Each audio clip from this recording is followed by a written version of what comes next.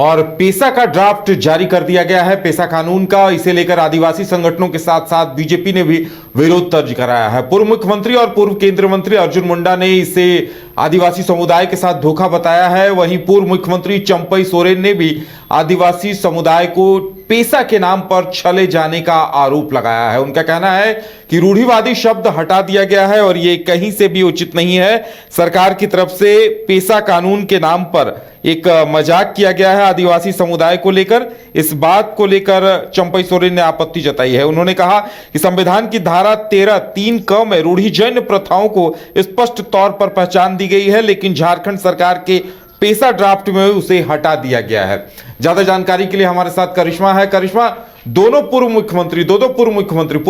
अर्जुन मुंडा, चंपई सोरेन, इन दोनों ने पेसा ड्राफ्ट को लेकर आपत्ति जताई है। क्या कुछ कहा है इन्होंने?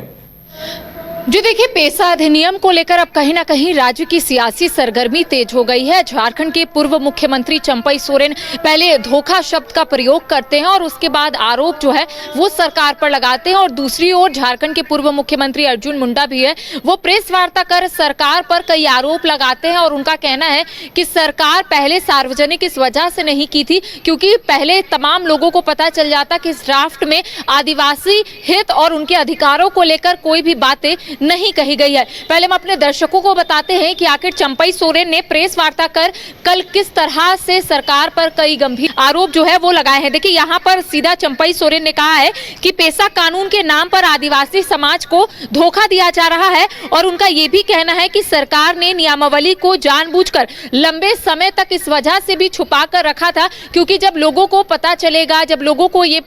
जानकारी होगी कि उस ड्राफ्ट में आदिवासियों के लिए या फिर उनके संरक्षण के लिए कोई भी बातें जो है वो नहीं कही गई है। साथ ही उनका यही कहना है कि हाईकोर्ट के दबाव और इसके साथ ही विपक्ष की तरफ से लगातार जो आंदोलन किए जा रहे थे उसी के बाद ये निर्णय लिया जाता है, और अब इसकी असलियत जो है वो सभी के सामने आ रही है कि सरकार किस तरह से आदिवासियों को छलने का काम कर रही है। और उनका ये भी कहना है कि पेसा नियमावली में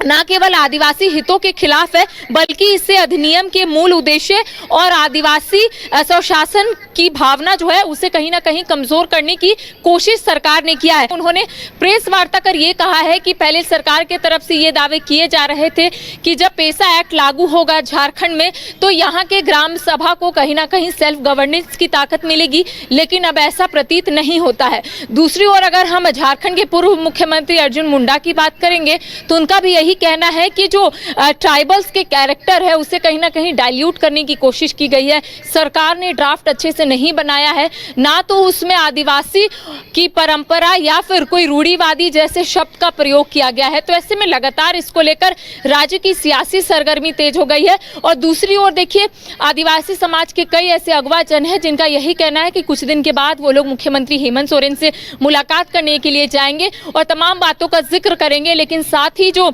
आदिवासी नेता उनका कहना है कि छत्तीसगढ़ का जो ड्राफ्ट है वो सबसे बेहतरीन है। तो ऐसे में उनको उम्मीद थी कि छत्तीसगढ़ जैसे तर्ज पर अगर झारखंड में भी ड्राफ्ट इस तरह का बनता तो शायद यहाँ के लोगों को फायदा होता, यहाँ के जो आदिवासी है उन्हें कहीं ना कहीं उनका हक और अधिकार मिलता और ग्राम सभा को वो मजबूती मिलती। जी करिश्मा, यानी इतना तय है कि आने वाले दिनों में ये एक अहम मुद्दा बनेगा और पेसा ड्राफ्ट को लेकर विरोध भी दर्ज कराया जाएगा, आंदोलन भी होगा लगता है, क्योंकि कुछ आदिवासी नेताओं से भी आपकी बात हुई है।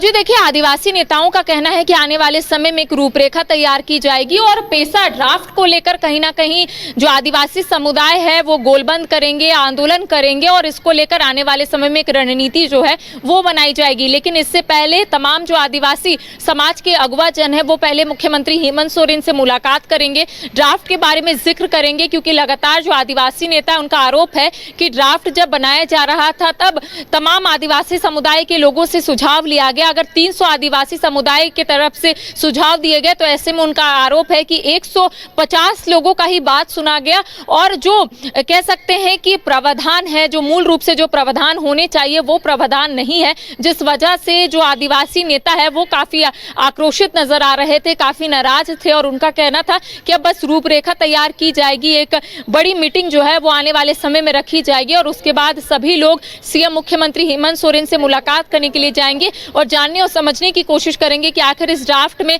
इस तरह का वर्णन क्यों किया गया है, क्योंकि सभी का यही कहना है कि भारत सरकार की तरफ से 1996 में पेसा एक्ट लागू किया गया था, लेकिन उसके आधार पर कहीं ना कहीं जो 1996 में जो पेसा एक्ट लागू किया गया था उसमें जिन बातों का जिक्र किया गया है वो इस एक्ट में, इस ड्राफ्ट में जिक्र नहीं किया गया है, जिस वजह से उन्हें ये शंका पहले से हो रही थी। ऐसा आदिवासी नेताओं का कहना है कि अब ग्राम सभा को वो ताकत नहीं मिलेगी, अब वो ग्राम सभा को सेल्फ गवर्नेंस की ताकत जो है वो नहीं दी जाएगी। तो ऐसे में लगातार कई आरोप जो है वो आदिवासी समुदाय के जो अगवा जन है वो सीएम हेमंत सोरेन पर लगाते हुए नजर आ रहे थे। जी चलिए, अब देखने वाली बात यह होगी कि आगे इस पर क्या कुछ होता है और पेसा ड्राफ्ट को लेकर जिस तरह से, जिस मुखरता के साथ विरोध दर्ज कराया गया है वो क्या रंग लाता है और सरकार की तरफ से, सीएम हेमंत सोरेन की तरफ से इस पर क्या प्रतिक्रिया आती है, इस पर भी सबकी नजरें टिकी रहेंगी।